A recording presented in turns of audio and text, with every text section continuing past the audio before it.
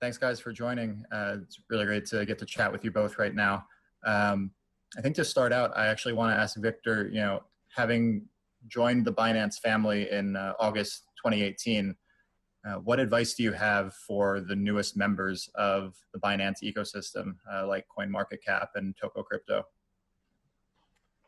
That's a good question. So I think, we're probably, interesting use case as a team. We were like the first acquisition for Binance. And, like when I met CC for the first time in the first 30 minutes, we pretty much made a deal. And so one of the things we discussed is that like we want to be autonomous as a team. We want to have all the independence. And so for us, it worked out really well for the past, 2 years that we've been working together. So I think it's all about being autonomous as a team, because if you want to make good progress, you want to stay as lean as possible and to have like smaller teams, iterate really quick, and try to focus on the main use cases that you're trying to achieve. So my advice would be just like focus on your team. Don't try to get really distracted, and try to keep independence as much as you can.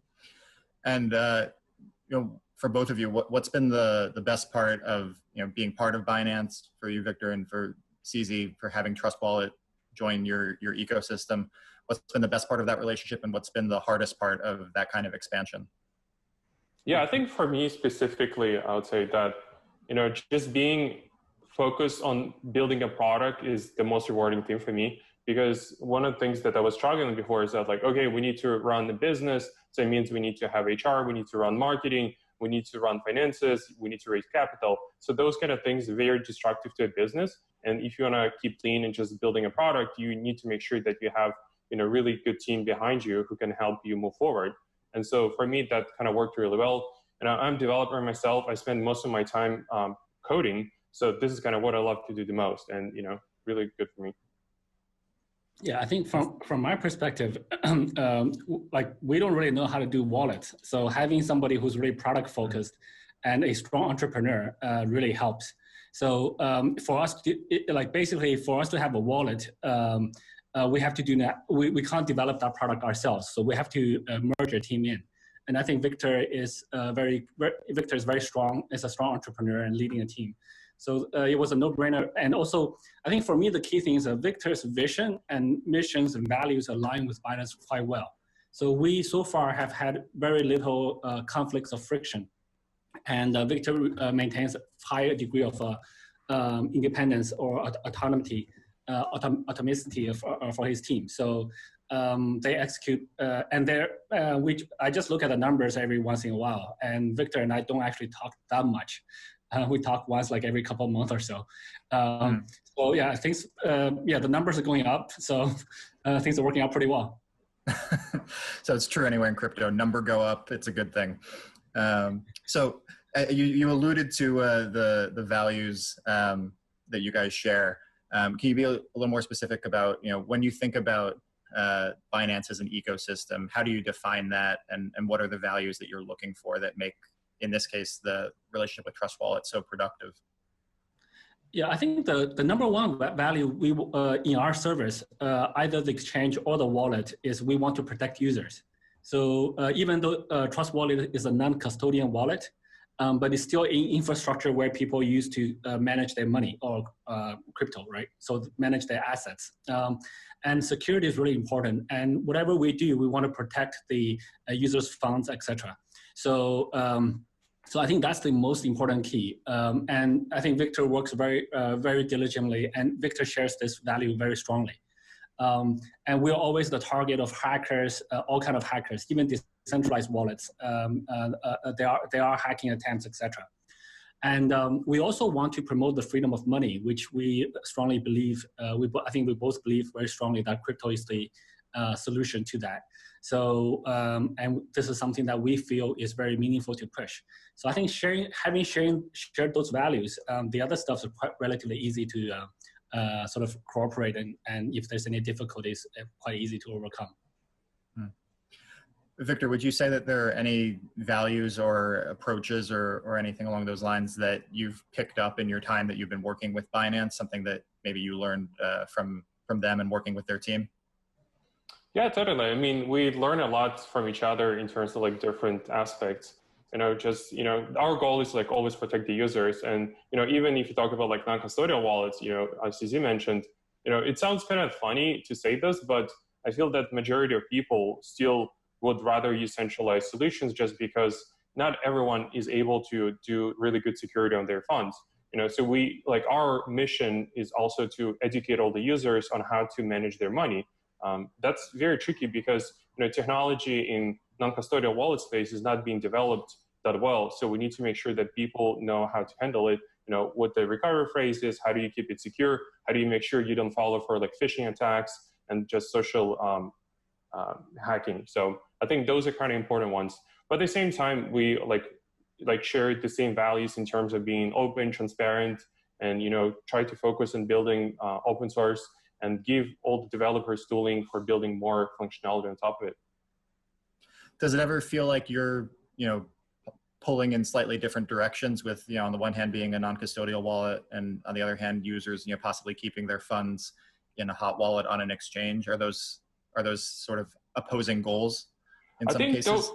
I think our goal is just to give freedom and have ability to pick whichever format you like. There are some people who prefer to have it on centralized solutions, or if you want to have access on your phone, you can have that. So I think it's all about the options that users have. And this is up to them to choose whichever picks, more security for them. So I think that's the best part of having Trust Wallet in our ecosystem is we give users the choice. So when the users want to hold their coins on their own, I encourage it. So look, if you know how to do it, if you want to do it, please do. And we have a product for you. So I always promote Trust Wallet to users who wants to do that.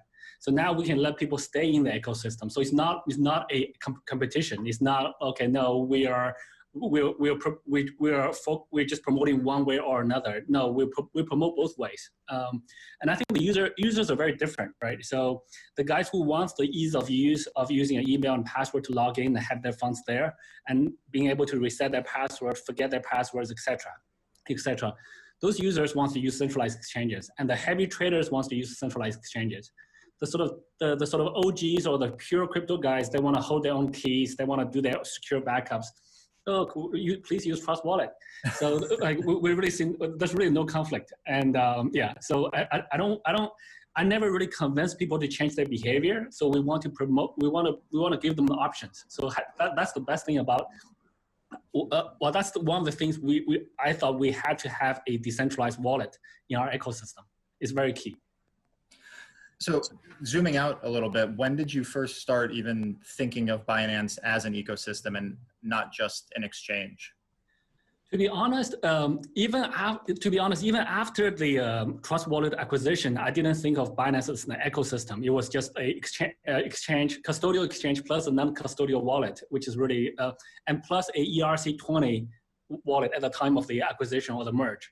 So at the time, it was, I think Trust Wallet was advertised as the Ethereum wallet, and it's just a really good UI, a really good interface. And I learned about Trust Wallet on WeChat, actually. One of the Chinese guys posted, said, this is the best wallet there is. And I said, well, and this is an OG in the industry. So I was like, well, if that guy said that, I should look into it. I tried it. It's really good. So at the beginning, it was just sort of having a response to people saying, not your keys, not your coins. So we want to say, look, we have a solution for that as well. And I know wallets is always a very key part of this industry. So having a wallet, decentralized wallet, is really important. A lot of dApps, wallets are like browsers to the dApps, so they're kind of the entry points for cryptocurrencies. So the idea of ecosystem came much later when we did a few acquisitions later. We said, well, we kind of had an ecosystem already. It wasn't by design. So, but at the time when we were discussing when I was discussing with Victor, it was really good product, already have user traction, already have users. And when I spoke to Victor, it was quite easy to reach a deal. We both we found a very good complementary match, whereas we could provide the marketing support, the HR, the sort of finance and everything else, and he's a really good tech product guy. So let him build the technology and the product. Yeah. So Victor, in the Binance announcement 2 years ago, or a little a little less, I guess, but almost 2 years now, about acquiring Trust Wallet. Binance highlighted both, Trust Wallet's technology, the security, as well as its user adoption. Do you think it was your tech or your user base that contributed more to Binance wanting to acquire Trust Wallet? I think having user base is just a validation that you have a product, right? So you probably know that users want to use it. But at the same time, I think it's always a little bit of both. You want to make sure that, there's a product, there's a good use case, there's traction, make sure we have all the right technology behind it. At the same time, we have a team behind it, because team is what is going to drive it for the next years forward. So I think it's a combination of both things. So, CZ, in a purely hypothetical scenario in which you had two competing products being considered for inclusion in your ecosystem, would you choose the one that was much better technologically or had much stronger user adoption? I think it depends, to be honest, it depends a little bit. Having users is always stronger typically. But if there's a newer product that's less proven on the market, but just because it's newer, and but it does clearly show product superiority. But I think both of those are actually not as important as the founder culture. So like you got to look at the team and the person. I mean, basically, the product and users validates what they can build, validates their abilities. But in order to be able to get along for the longer term, I think it's the people that you have to deal with, you have to interact with and work with. So talking with Victor, he's a serial entrepreneur. This is not his first startup, and he's a strong technologist, and he's very focused on product. And he was so there's a very strong sort of common values and common sort of logical, common even just shared common sense. So I think that's also the team. So once we know the product works, there is a product, there is users, the team aspect is also quite important. Just because it's a long term, it's kind of to be honest, merging two teams is probably stronger than a marriage. You gotta stay together for a while. I mean, people do break up as well, but it's to know that you will be able to get along. Yeah, in many cases, a merger is probably more permanent than a marriage. So yeah. So let's dive into the nitty gritty a little bit of how this relationship works between you guys and sort of post merger acquisition. As you're no doubt aware, both of you, there's been a little controversy this year as to the independence of entities that are acquired by Binance. For example, with CoinMarketCap's rating system after the acquisition. Can you just give us a little insight into how exactly portfolio companies operate within Binance? How independent do they remain? What functions do you share? You talked about HR and finance before. How does it all work? Enlighten us.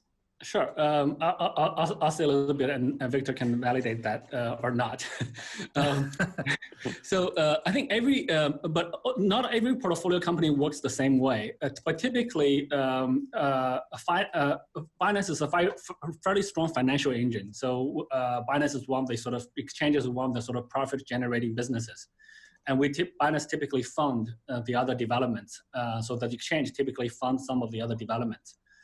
So from a funding perspective, from a finance perspective, it's generally more centralized controlled. So we kind of, because the Binance engine funds everything, it's more centralized. Like all the admin sort of back office. So the way I view businesses there's really three sort of bigger departments. One is what I call getting users. So either marketing or sales. So that those are the guys getting users in or getting businesses in. And the other one is execution. So if you're a traditional business, you would typically be the project execution team.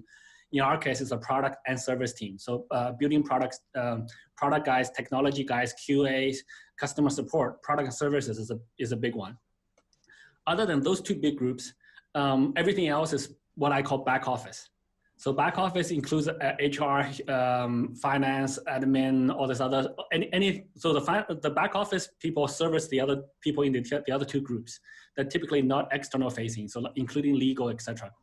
So typically, depending on the portfolio company, if the portfolio company, typically they will rely to a very relatively large degree on the sort of back office features of the Binance ecosystem.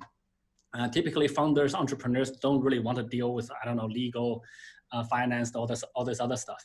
So we provide the financial support for most developments to now, and this is why we can keep a lot of the products free.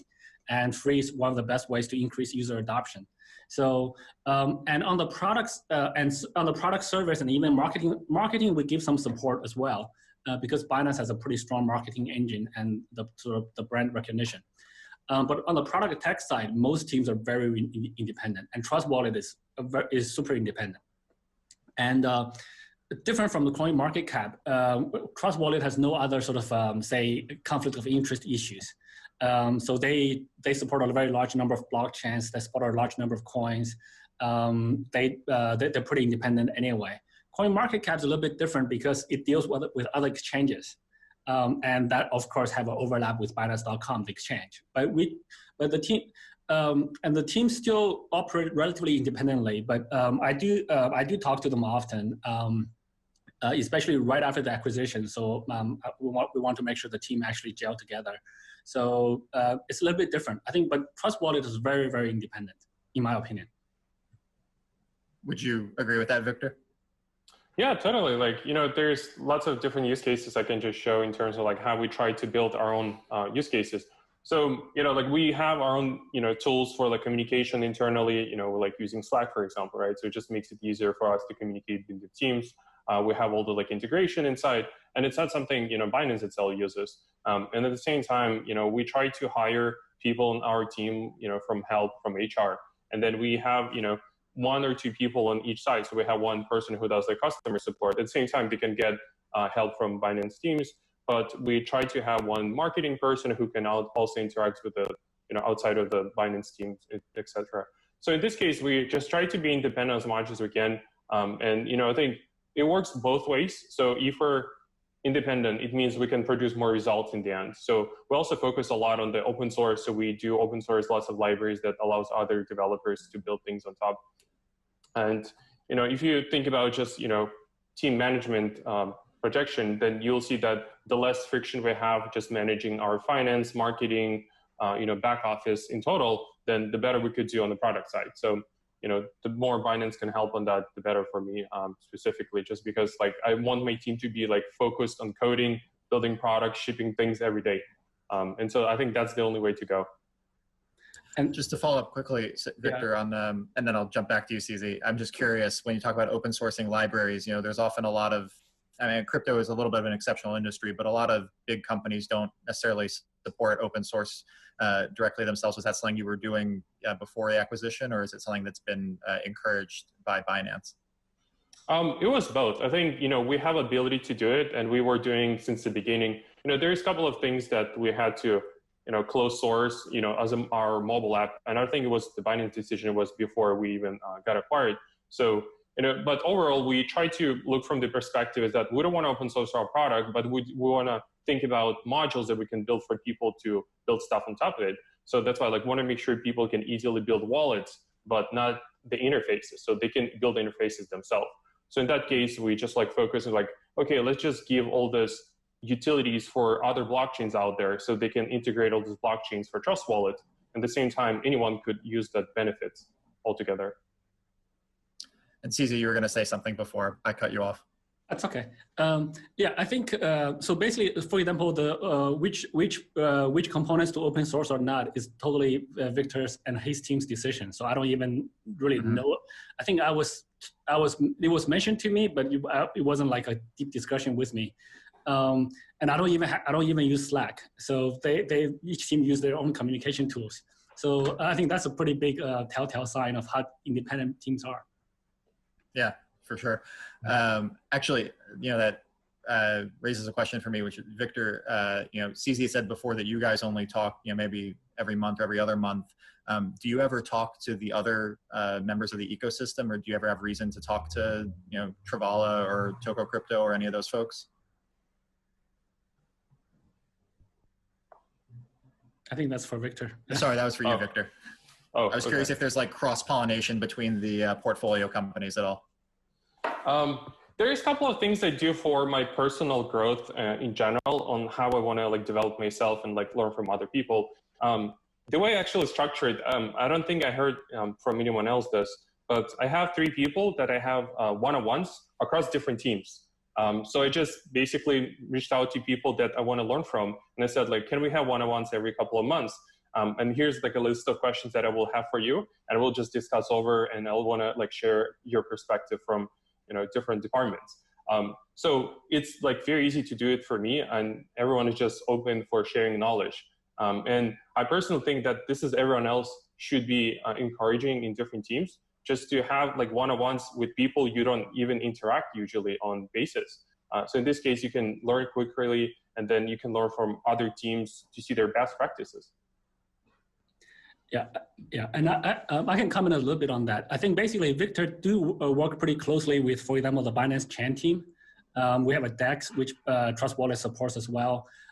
So Victor's works more on the blockchain. So basically, if there's interactions or if there's meaningful collaborations to be had, they're free to talk to each other. Most of them do talk to other portfolio or ecosystem teams in Binance to some degree. And I don't really get involved in those conversations, to be honest. They talk one-to-one usually. Yeah. Are there different ways, and I assume there must be, but are there different ways that you guys think about adoption throughout your ecosystem? I can imagine, within the cryptocurrency communities and the blockchain communities, there's already some distinctions about how they think about adoption. But what does that look like within Binance and across the ecosystem?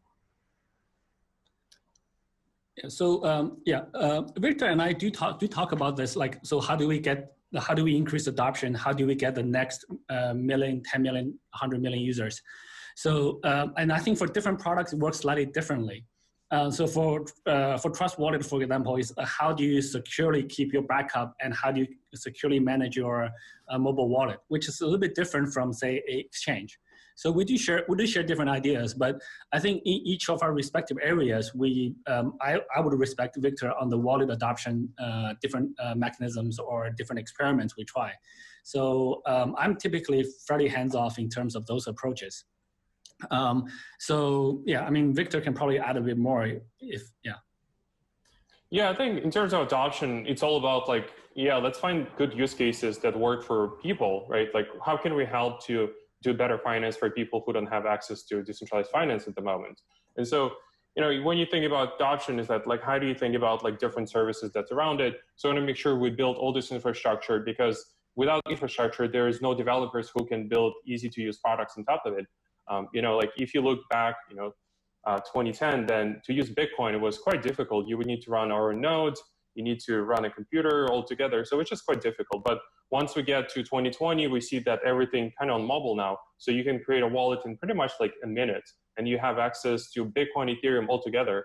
And so when we think about adoption, we think, how can we make it like super easy for anyone to use? At the same time, it needs to be secure, so that like people have the belief that this works, right? And this will take years until we do that type of education. We iterate on the product to make sure we understand how people behave, how do they use those products. And so, in terms of adoption, it will definitely take years to make this happen, but we need to be really focused on getting those users to use it.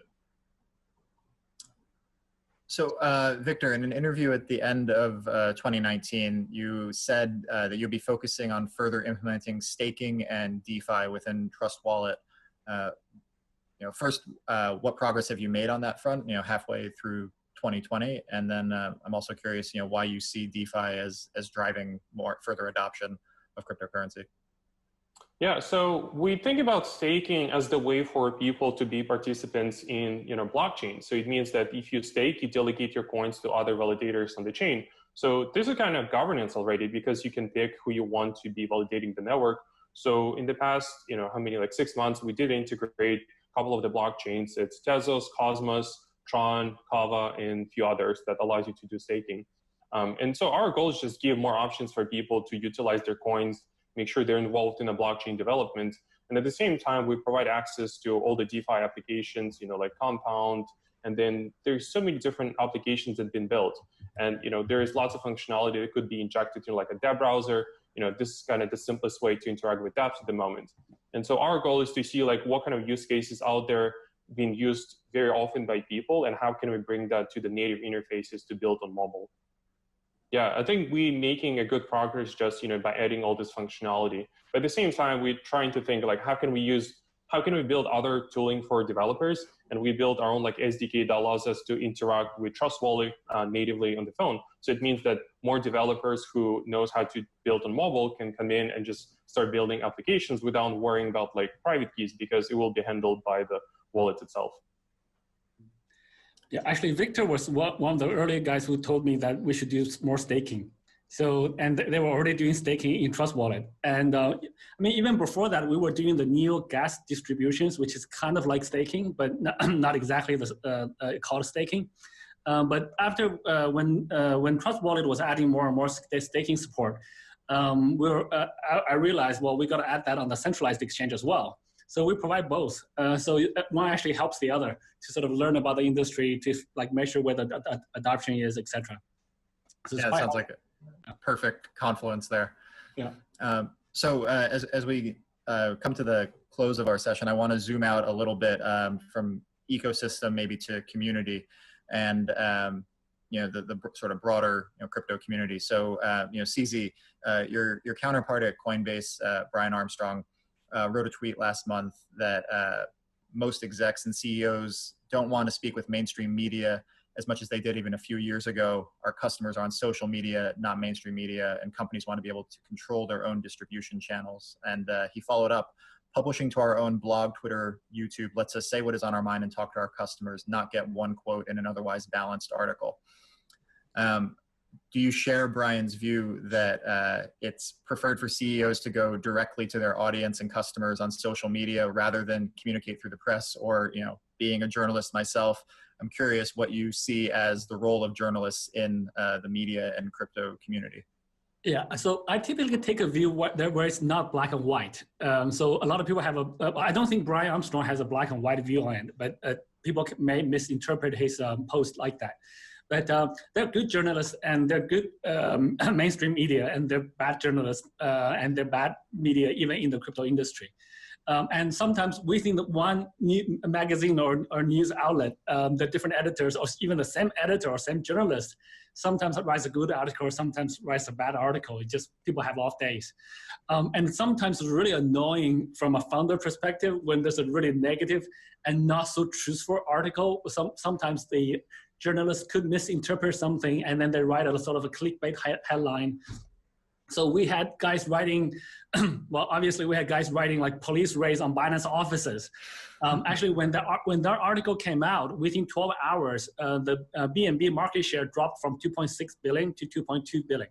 So we actually lost $400 million of market cap in 12 hours just from a fake article. So there are some real damages those bad articles to inflict. But from my perspective, I try not to be black and white. I mean, sometimes people have an off day. Sometimes people just write something, it happens to everyone. Some people are just always negative, and which I try to avoid. And some magazines are always negative, which I try to avoid. I think historically, a lot of the mainstream media has always been negative, more or less negative towards crypto. So that's probably why.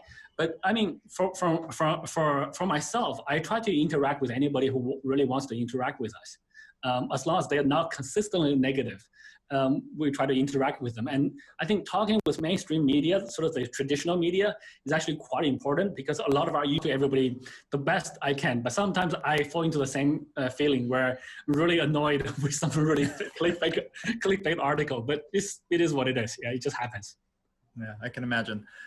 So I think we probably have time for one more question. And on the theme of community and a little bit of the finance side of things, I'm curious how you guys, both of you, think about the role of whales in the crypto community. With the questions around liquidity and derivatives and market manipulation, do you think that whales are more harmful to the community, or do they play an important role still? How do you think about it internally at Binance even? Sure, I'll take a crack at it first. I think it's neither good or bad. Again, I don't think there's a black and white view of it. But there's a few different things. how you define well is a gradient scale, right? For a guy who's like, I don't know, whose income, like say in a less developed country, whose income is only like $100 a year, a month. Any person in a developed country is a whale. If you have $1,000, you're a big whale for them. And so, for example, when we set a Launchpad participation limit of $1,000, we thought that was pretty normal. But a lot of less developed countries complain about it, saying, "Oh, we're getting only towards whales." And for guys in a developed country, then yeah, if you have $1,000, you're a normal guy. I mean, if you have $2 million or $10 million, then you're a whale. For the guys who have $10 million, the guy who has $1 billion is a whale. So there's different aspects of it. More fundamentally, though, in a decentralized environment, in a decentralized world, you can't control what other people do. Like if a guy has like $100 million and just want to buy Bitcoin and he just put market orders in all the time, yes, you're gonna see like really big spikes, right? So, but do we want to limit them? Do we want to control them? Do we want to exclude them from our community? That's not what decentralization is about.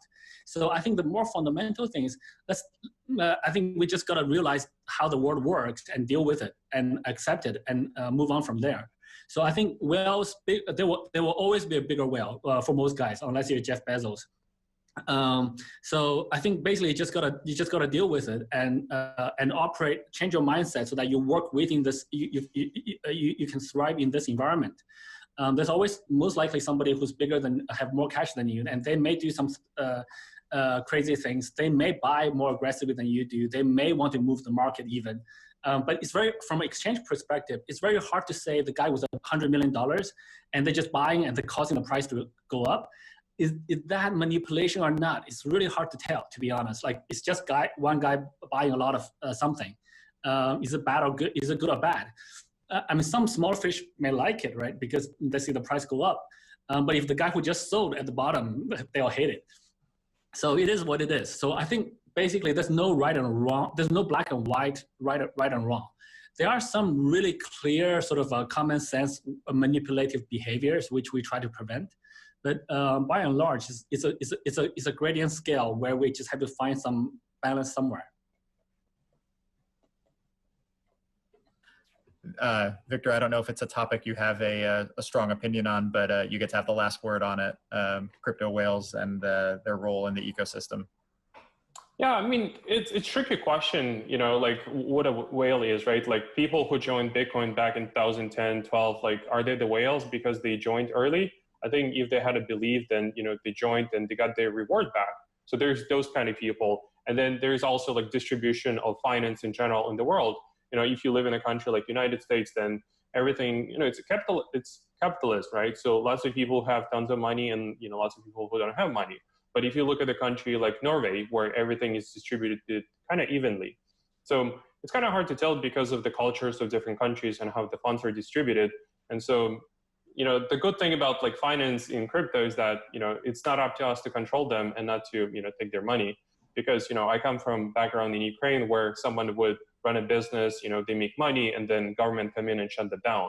So this is kind of the cases I wouldn't want to happen in crypto. And, you know, like it's good that we have that option now to protect our own funds. Yeah, absolutely. Thank you both for making time for this chat. It's been really provocative and enlightening. Thank you. Thanks, Jay, for having us. Thanks so much, Jay. Take care.